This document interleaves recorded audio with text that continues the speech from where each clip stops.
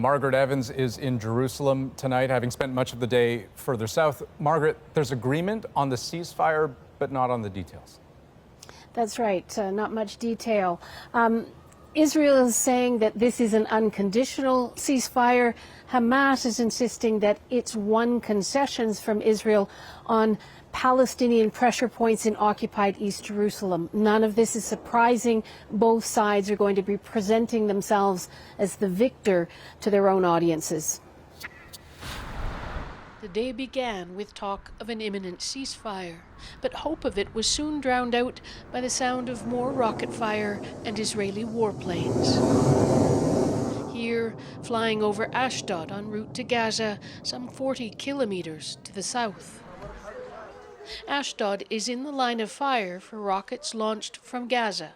The people here are used to it, and it shows. Deputy Mayor Shimon Katzenelson, out surveying damage to an apartment hit earlier in the week, was expecting a ceasefire. We have a strong army, we will stop it. If Hamas will not understand that he need to do another peaceful policy, they will be killed, and that's all. An elderly couple lived here and were home when the rocket hit. The man is in hospital with injuries to his inner ear, his wife and granddaughter showing us the damage. This was the kitchen. It didn't actually come into the building, it just hit the window. Hit the window, yes. Hen Gimmelfarb is angry with the Israeli government for not providing enough accessible bomb shelters. Her grandfather is in a wheelchair. What should people do? Sit in their houses and wait and pray to God to save them? Why the government don't help us? Don't help these people who can't run outside. Her grandmother tells us she refused to leave her husband when the warning sirens sounded. And they began again today, a screeching howl riding the wind, sending people running for the closest shelter they could find, us included.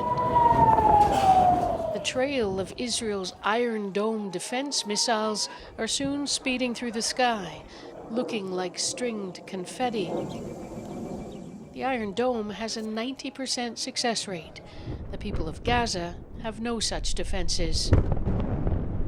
Today, the UN Secretary-General Antonio Guterres urged both sides to stand down in the fighting, delivering an impassioned plea for the children of Gaza. If there is a hell on earth, it is the lives of children in Gaza today. So, Margaret, how is tonight's news being met by people there? Well, we can hear a little bit of celebratory gunfire coming from occupied East Jerusalem tonight. We've seen pictures out of Gaza of people celebrating, pictures in the dark, it must be said, because their electricity has been knocked out.